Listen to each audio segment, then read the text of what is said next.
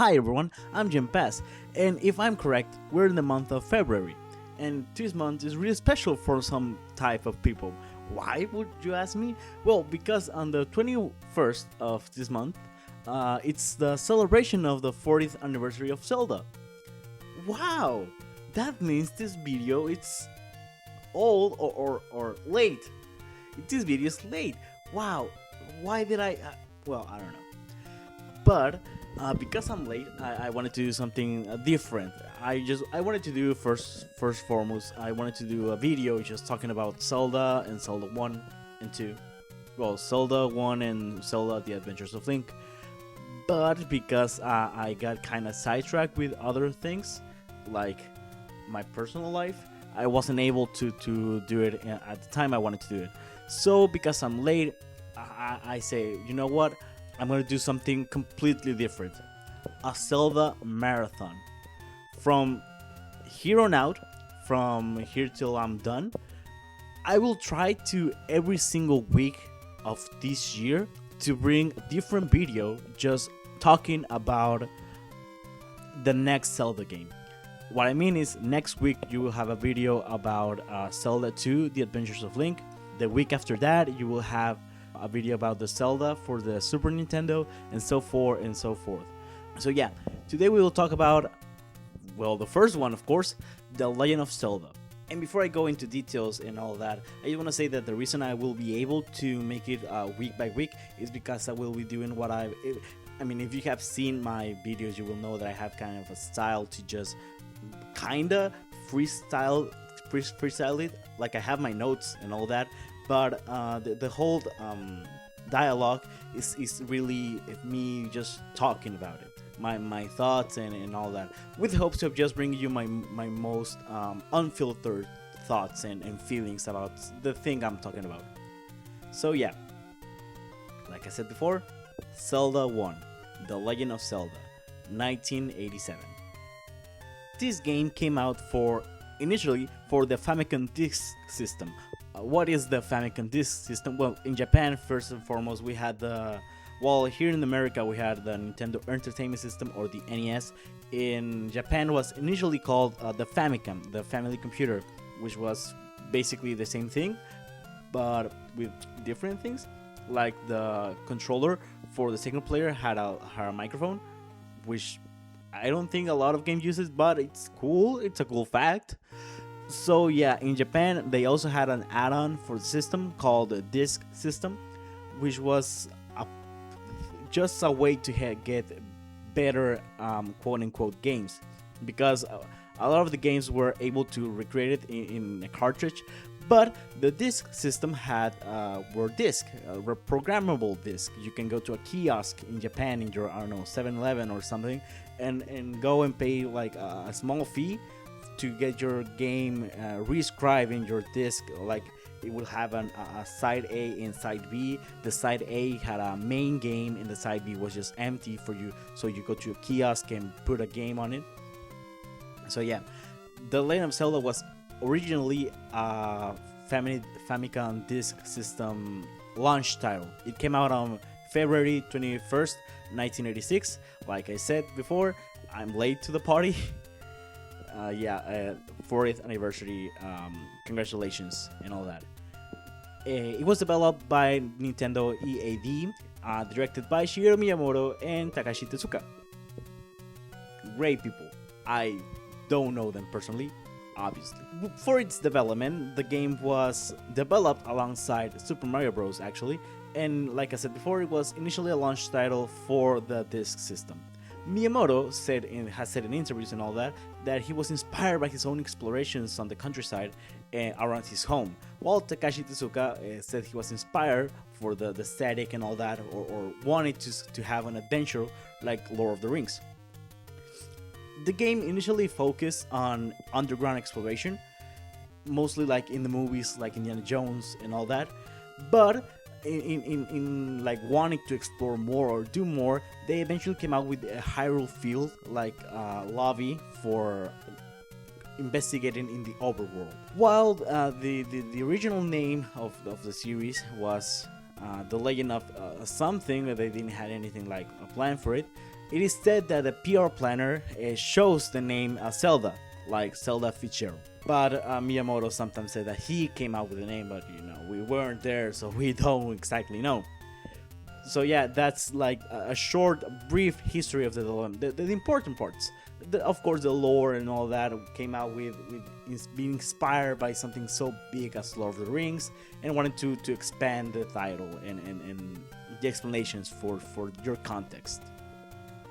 So yeah, let's talk about the game itself.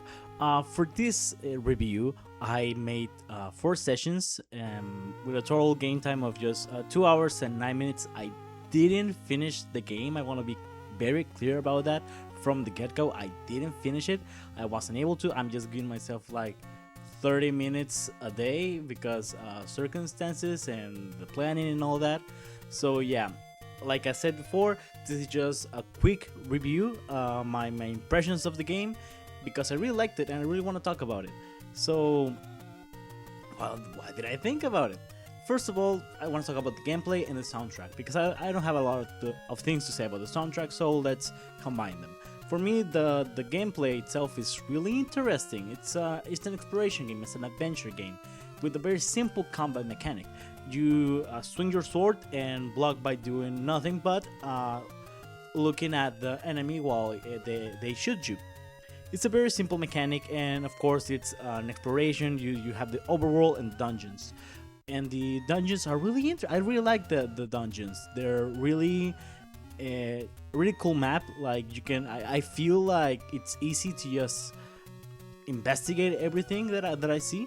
And while I can just directly go to the dungeon boss, I'm stuck just going through every room to defeat every enemy and collect everything that I can see, which I will accept that maybe that made me be a little behind, but even then it was because it was really fun.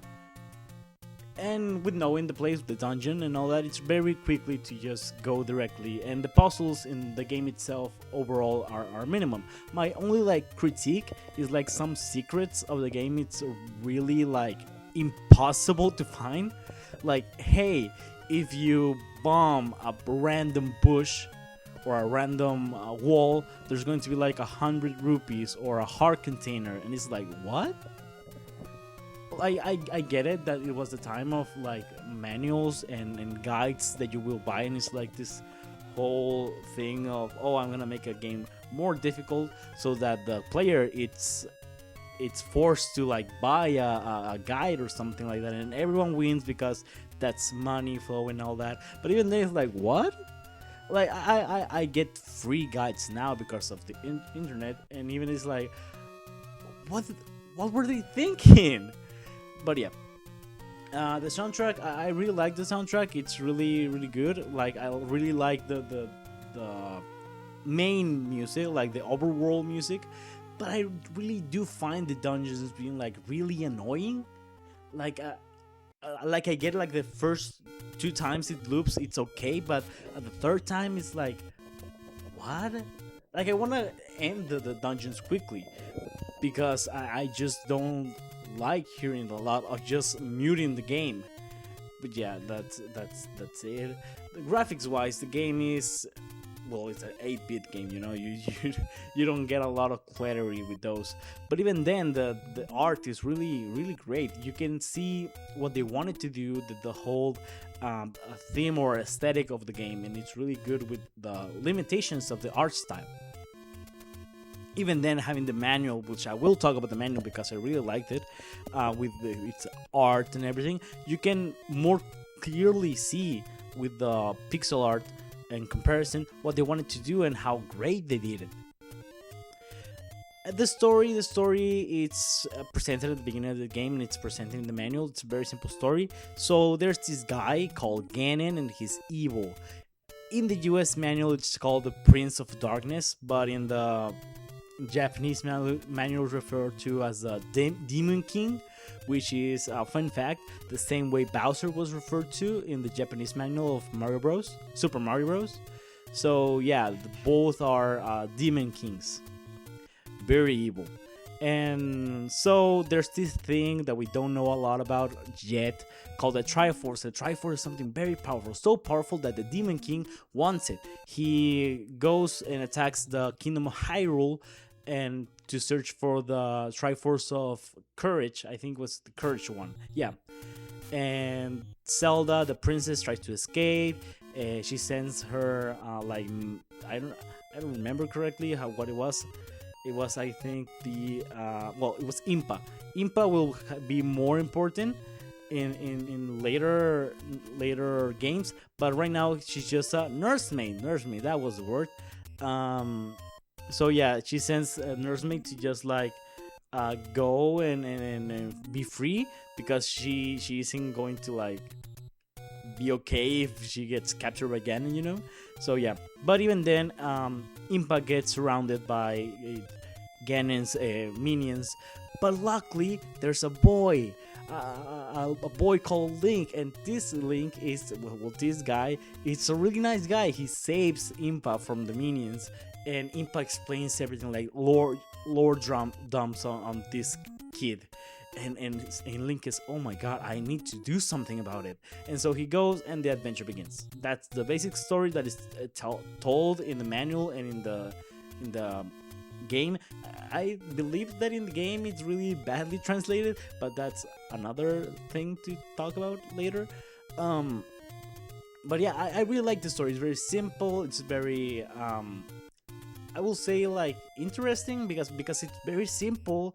It's good to like feel the in-betweens with your own imagination, and makes the game or the world be more good to learn about, because it's very simple. I don't know how to say it. It's just that because it's a simple game, it's easy for me to get interested in it, and makes me not think a lot about it while I play, because being a fun game is the primary focus, instead of being just a story like, you know, other games. So yeah, overall the game, it's as a package, is really good. It's really good. I really liked it. But for now, I will talk now about the manual. The Zelda manual is really interesting. It's really good. It has like the story like told, and with little panels that show you what's happening related to the story. It's really great. It's really cool, and it has a little map that tells you all the locations, important locations of the levels in the game, which is good to have alongside and have an enjoyable experience. I have never seen a manual so full, because I live in a world now that manuals are even like extinct, so you know. But even then, it's really interesting to see that.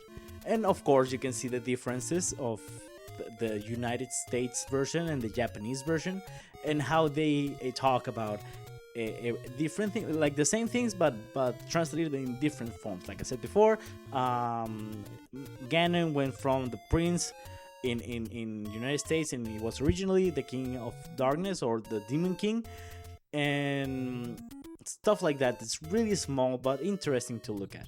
So to wrap things up, I think this game is really good. Like honestly, I wasn't expecting that when I played it for the first time. I didn't expect it to be this good. Like I get it that it's good because, you know, Zelda is such a big franchise. Of course, the first game was supposed to be amazing, but I thought, well, it's an NES game, you know. How good can an NES game be? Like I know Super Mario Bros. And all that, but an adventure game on the Nintendo, I didn't thought it would be good. I thought it would be boring, that I would need to like have guides and to just do anything. But no, it was really fun. It was really fun. That's like the thing I'm most surprised about. While I will talk shit about the NES, because there's people that make whole careers just about cheating on the NES. So I have like reasons to talk bad about the NES, but even then, it's the Zelda is really good. Zelda is like the exception of the rule.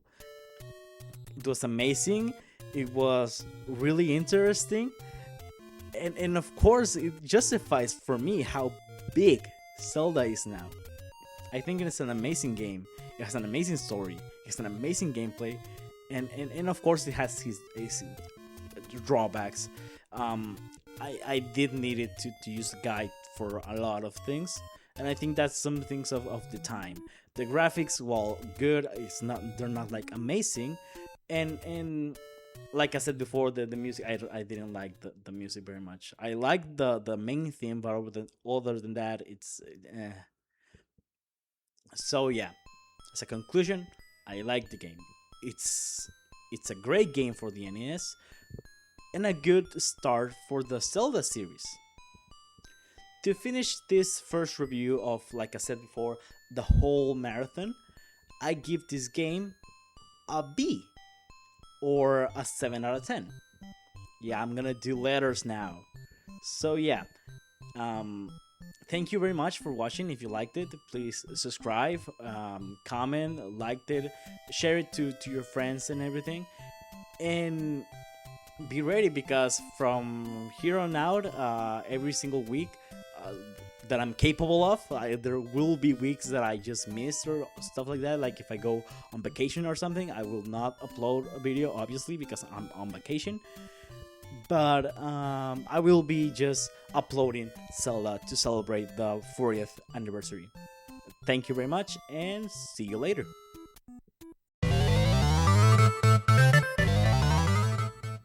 Thank you for getting to the end. If you liked this video, please give a like, subscribe, and feel free to tell us what else we should talk about down in the comments below, or leave your suggestions on the email address displayed on screen.